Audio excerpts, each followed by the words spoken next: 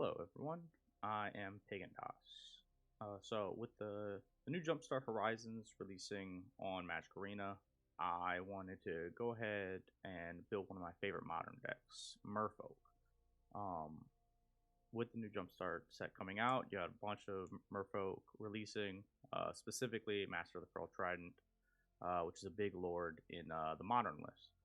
So this is the Simic version. Seeing as we will be needing to run green with the amount of lords available to us, we'll need a third lord.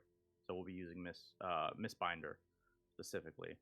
So this list is going to try to accomplish two things: win games quickly and do it on a budget. So I have a non-budget version of the deck list that I'll probably show off at the end of the video. But this list is going to try and work without those extra rare wild cards, the mythics, and it's not gonna pull on you. It's gonna run well even without all the rares and mythics. This deck right now only has about eight rares. It's got a lot of uncommons, but uncommons are a little bit more easier to come by. Rares are a little bit more coveted, so it's gonna be easier to get this done, especially if you play Jumpstart first and you get the Merfolk list. It'll be easier to get some Master of the Pearl Tridents, so that'll take care of a few of the rares right there. And with that, I'll go over the list. Let's see here. So starting off with the lower CMCs, we're going to look at Mist-Cloaked Herald. Very good one drop. We don't have a lot of options in the one drops that are powerful. They're just supposed to be one drops. But Mist-Cloaked's a very good one. Can't be blocked. It's tiny, but it gets the job done. We don't always get the island walk that we want, but this one comes in handy. Now, Shoreline Scout is very good. Lets you throw away a land card or a Merfolk in exchange for a tropical island, which is a guaranteed dual land, which is really important, especially in the budget version. Because if you look at our lands, we're trying to run no tap lands, if at all possible. Following that up, I'll go over spells after creatures, but Kumena Speaker, it's a solid one drop. Turns into a 2/2 the moment you play another island or another Merfolk, so pretty powerful. The 2/2 on turn 2, and that's if you don't have a lord. If you do have a lord, it turns into a 3/3.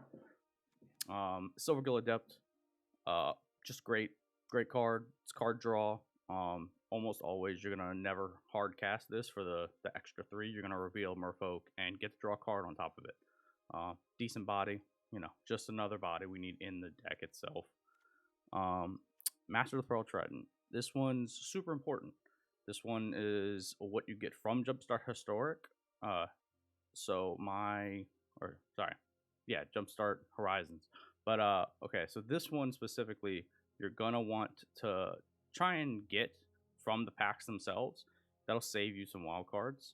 If you even get Merfolk twice in Jumpstart, that'll pretty much cover all your rares for this guy, so you'll be good. You won't need to spend any wild cards.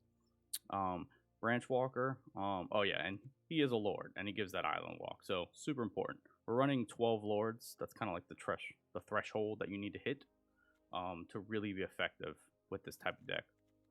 We'd run more if there were, but there's not. Branchwalker, just another. We need to fill the two drop slot out, so there's the Battlefield Explorers. Exploring is a good mechanic. Get you a land off the top or get you a bigger creature, so that's kind of important. Mistbinder, this is the reason why we're running Simic, because it's our third lord and it's in Simic, so we have to run it.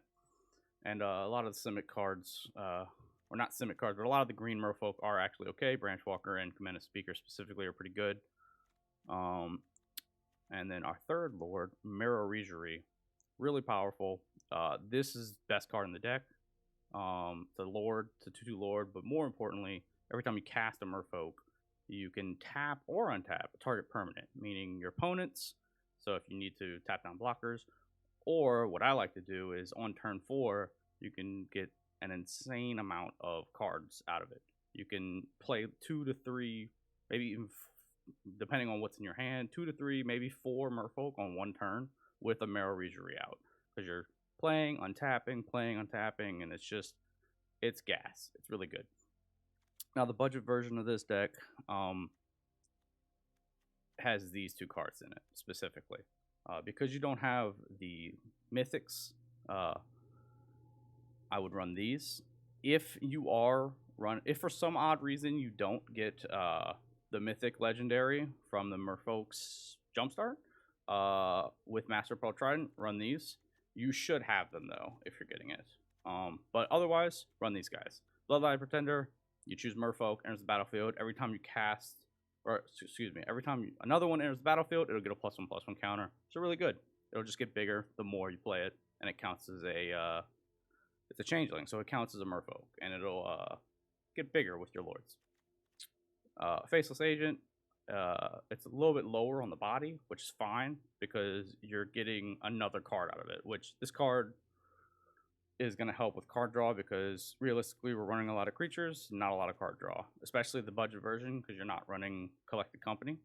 So Silvergill Adept and this guy are going to be your card draw. So Faceless Agent, important on the back end. Not running too many of them, just enough to help out with Silvergill. We are running 4 copies of Unsummon. This is a best of 1 deck, and a lot of best of 1 decks are going to be aggro focused, especially with the new meta. So Unsummon's pretty good there. 4 copies. The budget list has 4. I think my non-budget list has 4 as well, but in a best of 3 environment, we'll probably swap this out for some stuff. Now, the lands, once again, you really have to emphasize no tap lands. So where I'm spending my rare wild cards for this budget deck are Master of Pearl Trident and these lands right here. Barkchannel Pathways are pretty good.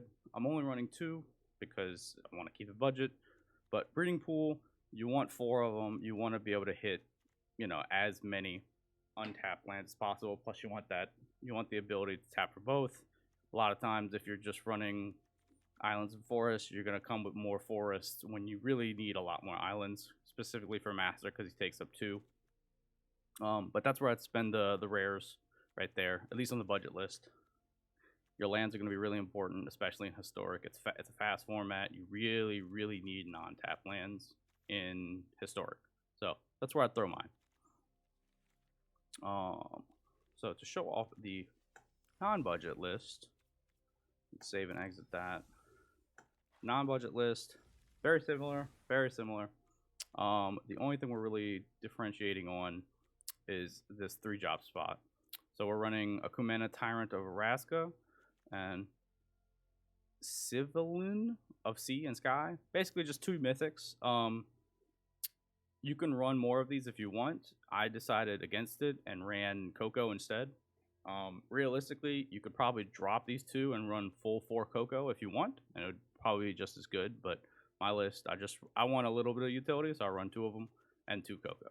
And then obviously you get more utility lands with the non-budget list. So your Seagate, your Turn Timber Symbiosis, Hall of Storm Giants, and Lair of Hydra. You can do more bark channels. I was fine with it just like this, so I didn't make more. But this list, really strong. The other list, also very good. Both are really powerful. Very fast decks. The whole point of the list is to be really fast and to win games. So, while doing it on a budget. So, try it out. Let me know what you think. And thanks for watching.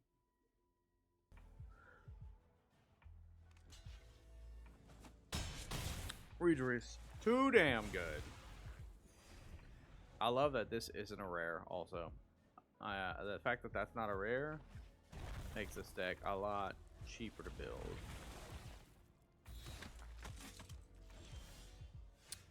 Alrighty. So we play Kumena. Untap a blue. Play that. Untap a blue. Play that. Go get a tropical island. Tap down that one specifically. Turn 4, man. Just absolute gas.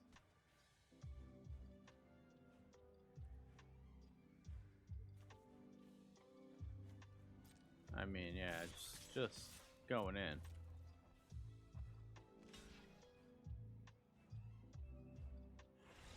Yep.